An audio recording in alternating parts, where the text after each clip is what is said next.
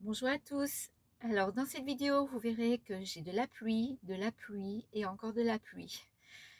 Je vais en profiter pour vous montrer un peu ce que je fais quand je dois rester enfermée dans le fourgon pendant des journées entières à cause de la pluie. Je vous rassure, je sors quand même un peu, hein. J'ai fait quelques courtes visites, mais rapides parce que c'est pas avec plaisir que je sors sous la pluie. Et puis sinon, je vous rassure aussi, j'ai mon chien qui sort aussi. Je me balade avec mon chien sous la pluie. Et j'ai la chance, j'avais un beau parc à côté où j'étais garée. Donc j'ai pu faire quand même de belles petites balades sous la pluie. Sinon, je vous tiens un petit peu au courant où j'en suis sur ma remontée de la Nationale 2. Je suis presque au but. Donc la Nationale 2 qui remonte comme ça. Et moi, je suis à ce niveau-là maintenant. Donc, je suis presque arrivée au but. Voilà. Et ben, maintenant, je vous souhaite un très bon visionnage. Alors, comme vous pouvez voir, je suis à Sao Pedro do Sul. Alors là, je suis en train de faire la dernière balade du chien sous la pluie pour changer. Et ben là, je suis dans un parc. C'est très bien parce que mon spot, il est juste là derrière le parc, un petit peu en hauteur. On voit pas mon fourgon d'ici, mais il est pas loin. Et il y a un grand parc. Il y a ce grand parc qui est juste génial pour promener mon chien. Petit qui est très intrigué par ce cheval en bois. Et donc derrière, oui, il y a la rivière ici. Voilà. Bon, je vais pas faire tout ça ce soir, mais demain matin quand j'irai promener le chien, si le temps n'est pas vraiment avec une forte pluie, bah, j'irai peut-être voir là en bas. Alors voilà où je suis garée et le parc il est juste là, donc c'est pratique. C'est pratique quand on a un chien. Alors, est-ce que vous entendez ce bruit? Il pleut, c'est non-stop. Et il faut que je sorte mon chien. Donc, on va y aller.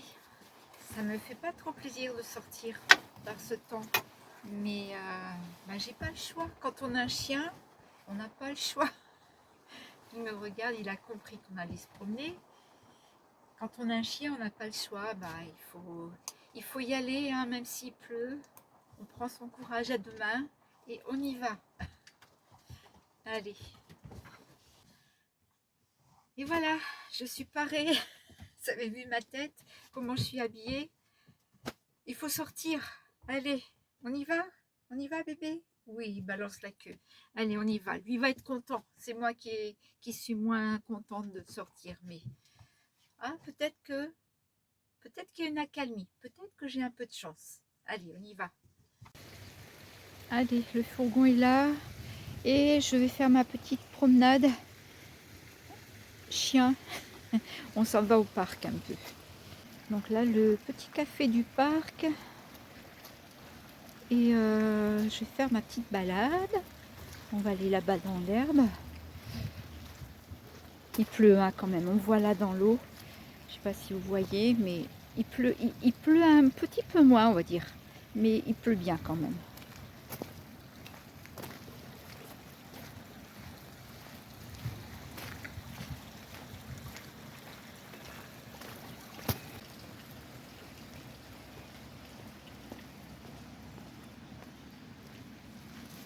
Voilà, Richie qui fait son petit numéro habituel quand il arrive dans l'herbe.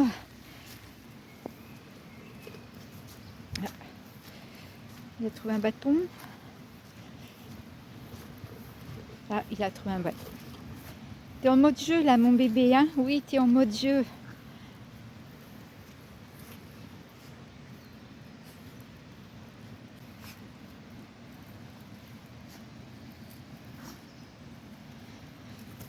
Alors je passe 2 jours ici. Je vais passer une deuxième nuit, disons. Et parce que comme il pleut non-stop, et que je peux pas faire grand chose dehors en dehors de sortir mon chien, qui est bien sûr, je suis bien obligée de toute façon. Du coup je reste dans le fourgon, donc je reste enfermée au fourgon un peu, parce que avec cette pluie de toute façon il n'y a pas grand chose à faire. Je sors juste pour le chien là en ce moment, hein. C'est les seules sorties que je fais, parce qu'avec cette pluie non-stop, c'est pas possible, hein. C'est pas possible d'aller se balader, de faire des visites. Monsieur curieux.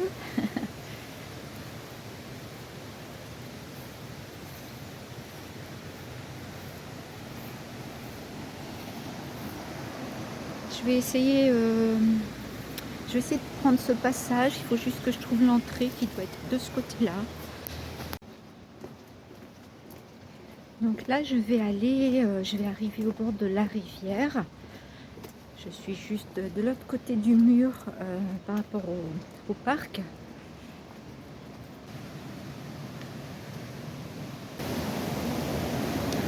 Voilà, on est arrivé au bord de la rivière.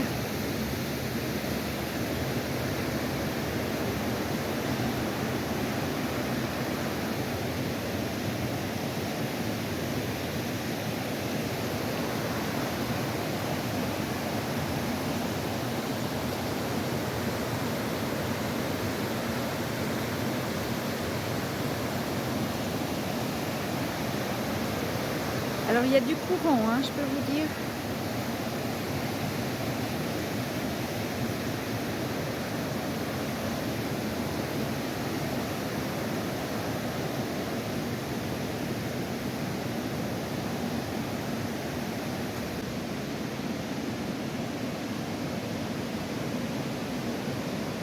Alors lui, il va falloir, il faut que je le retienne parce que il va vouloir aller dans l'eau. Et alors ici, avec le courant qu'il y a, je préfère même pas du tout qu'il y aille, hein. De toute façon, avec le temps qu'il fait en ce moment, il mettrait des heures à sécher. Non, non, tu vas pas dans l'eau.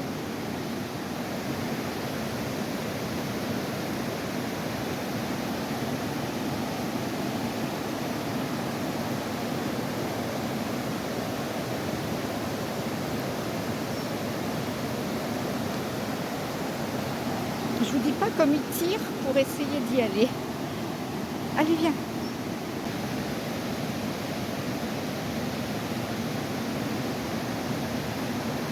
Il aimerait bien y aller, hein. Il aimerait bien y aller.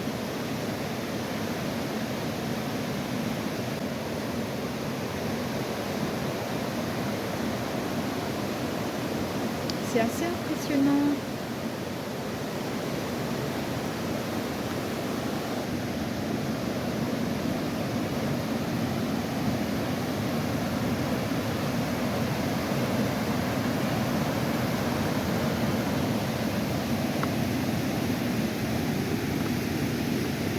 Je pense qu'elle a un niveau assez haut quand même par rapport à la normale.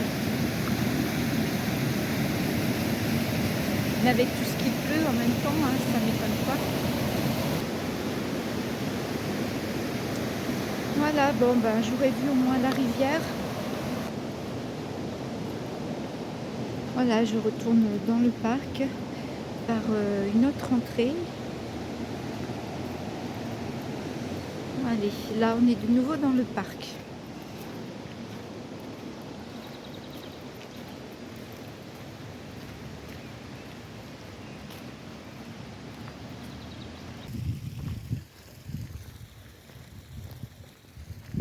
Allez, nous voilà de retour.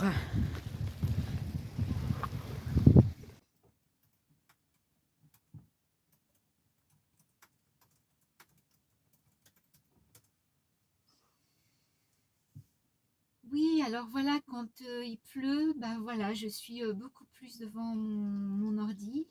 Euh, Parce qu'on me demande toujours, mais qu'est-ce que tu fais quand il pleut, quand tu es enfermé dans ton fourgon? Qu'est-ce que tu fais à l'intérieur de ton fourgon? Ben voilà, je passe pas mal de temps devant l'ordi. Moi, je m'occupe de ma chaîne YouTube. Je m'occupe de différentes choses. Alors, mes montages YouTube, j'ai pris l'habitude de les faire sur mon téléphone. Mais je réponds aux commentaires sur l'ordi. Il y a certaines choses que je fais sur l'ordi. Et sinon, bon, bah, j'ai ma télé qui est en panne en ce moment, malheureusement. Donc, mais je peux regarder sur l'ordi, je peux regarder la télé, je peux regarder YouTube sur mon ordi et m'occuper comme ça aussi, quand je veux un moment de détente. Euh, Sinon, bah, qu'est-ce que je fais? Bah, je fais un petit peu tout ce que chacun fait chez soi à la maison, en fait, hein. Parce que quand on est à la maison, c'est pareil. On ne peut pas aller se promener, on ne peut pas faire du jardinage dehors, on est obligé de faire des activités en intérieur. Donc une fois qu'on a fait le ménage, bah, on fait à peu près les mêmes choses, hein, finalement. On peut avoir les mêmes activités. Moi, j'ai fait déjà mon ménage. On fait un petit peu tous les jours quelque chose dans le fourgon ou dans son camping-car. Euh, Moi, aujourd'hui, ce que j'ai fait, j'ai profité de la pluie tout à l'heure pour faire un peu plus mon tapis qui est à l'avant. J'ai passé l'aspi et j'ai passé l'aspi, j'ai nettoyé un petit peu plus en profondeur à l'avant. Parce qu'avec ce monsieur, ça salit vite, n'est-ce pas? Sinon, qu'est-ce que je fais d'autre? Euh, je vous montre une chose. Vous ne savez pas encore. Je vais vous montrer quelque chose que j'ai commencé à apprendre. Parce que je m'étais dit, je commencerais bien à apprendre un nouvel instrument. Mais dans un fourgon, il faut un petit instrument. Donc, j'ai un ukulélé. Voilà. J'ai un ukulélé. Voilà, il est dans son étui ici. Je vous le montre quand même. Voilà. Alors un ukulélé, ça a l'avantage d'être beaucoup plus petit qu'une guitare. Alors celui-là, c'est un concerto, donc c'est pas le plus petit ukulélé parce qu'il y a 4 tailles de ukulélé, hein. Donc moi, c'est la deuxième taille. J'en suis qu'au début, j'apprends. Je connais que quelques accords, donc je vais pas du tout vous jouer quelque chose dessus parce que je suis toute débutante. Je ne serai pas capable encore de vous jouer quelque chose. Mais voilà. Alors le problème que j'ai, c'est que je suis gauchère et je suis une vraie gauchère, hein. Du coup, bah, j'ai dû m'acheter un ukulélé pour gaucher parce que moi je le joue comme ça. Je suis tout à fait incapable de le jouer comme ça. Et donc en étant comme ça, les cordes sont inversées, toutes les notes sont inversées. Donc c'est pour ça que je ne suis pas capable de jouer sur un instrument fait pour les droitiers. Alors le problème, c'est qu'il y a très peu de tutos pour les gauchers. On trouve des tutos sur YouTube pour les droitiers la majorité du temps. Et ben, en français, je n'en ai pas trouvé du tout. J'ai cherché, je n'ai rien trouvé en français pour les gauchers, mais j'ai trouvé des vidéos en anglais pour les gauchers. Ouf! Donc j'arrive un petit peu à apprendre comme ça. J'avais commandé aussi une petite méthode en papier qui est aussi en anglais parce que rien en français. Donc je me débrouille un petit peu avec ça entre ma petite méthode papier, les vidéos YouTube en anglais et j'apprends toute seule en fait à en jouer. Mais comme je vous dis, je ne connais que quelques accords. Donc avant que je pourrais vous jouer quelque chose, c'est pas du tout pour maintenant. Voilà. Mais quelquefois, bah, voilà, quand j'ai un petit peu de temps à perdre, que j'ai envie de faire quelque chose de différent, voilà, j'ai mon ukulélé. Sinon, bah oui, après, il y a des passe-temps qu'on peut avoir. Par exemple, moi, je suis quelqu'un qui a fait pas mal de macramé. J'en fais un peu moins en ce moment, mais je pense que je vais en reprendre. Par exemple, ça, c'est quelque chose que j'ai fait. On peut l'accrocher et c'est pour mettre, c'est une suspension pour mettre des fruits, des fruits ronds comme des pommes, des oranges. Voilà. Ça, c'est des petites choses, voilà, faciles à faire en macramé. Le macramé, c'est juste de la corde et une façon de faire les nœuds. On n'a pas besoin de grand-chose. En dehors du fil, C'est pour ça qu'en fourgon, je trouve que c'est une activité assez géniale à faire. On n'a besoin que de cordes. Sinon, voilà, hein, pour vous donner une petite idée de ce que je peux faire dans mon fourgon. Puis sinon, après, ça me vient comme ça. Oui, parfois, je regarde sur l'ordi aussi. C'est vrai que je passe beaucoup de temps sur l'ordi, du coup. Mais je pense que, comme la plupart d'entre nous, hein, je fais mes itinéraires aussi. Et je regarde les choses que je pourrais visiter. Ça, c'est des choses à faire aussi quand je suis enfermée dans le fourgon. Je profite de ces moments-là aussi pour faire ça. Parce que l'air de rien, ça prend du temps aussi, hein, on prend pas juste le fourgon, on roule. Non, il faut préparer un petit peu un minimum. Essayer de voir. Bon, en ce moment, c'est assez facile parce que je suis la nationale 2 avec mon passeport, donc c'est assez facile parce que je suis assez bêtement les étapes, mis à part de temps en temps quand il y a une petite chose que je veux visiter en dehors, mais sinon je prépare un minimum mes itinéraires et essayer de voir un petit peu ce que j'ai envie de visiter, ce que j'ai envie de vous montrer aussi, hein. Quelquefois j'ai déjà vu certaines choses et je repasse spécialement sur certains endroits parce que j'ai envie de vous le partager. Voilà, donc voilà ce que je fais quand je suis dans mon fourgon, un peu comme vous, hein. Après, et bien sûr, les habitudes, comme tout le monde, cuisiner, nettoyer, ça on le fait tous, hein, je ne vais pas parler de ça. Mais il y a plein de choses à faire. Moi, je suis quelqu'un qui ne s'ennuie jamais. On peut me mettre là toute la journée, je ne vais pas m'ennuyer. Il n'y a pas de souci, je vais toujours trouver quelque chose à faire. Et j'ai toujours été comme ça, donc voilà. Et Richie, il est pareil, il est là dans son panier et il est en train de jouer avec ses petits jouets tout seul. Il s'occupe aussi à l'intérieur, hein. De temps en temps, il m'amène sa balle, son, sa corde pour que je joue un petit peu avec lui. Donc, c'est pas bien grand, mais on arrive à jouer ensemble dans le fourgon. Et oui, je lui lance sa balle. Et oui, bon, on se débrouille, voilà.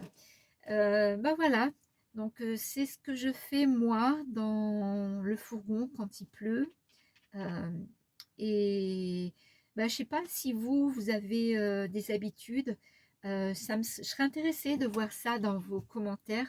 Si vous voulez bien me dire ce que vous faites quand il pleut, si vous avez des activités spécifiques que vous aimez faire quand vous êtes enfermé dans le fourgon, dans le camping-car. N'hésitez pas à le dire en commentaire, ça m'intéresse et ça peut me donner des idées aussi, ou ça peut donner des idées à d'autres personnes, hein. Voilà, voilà, c'est tout pour cette petite interlude pluie.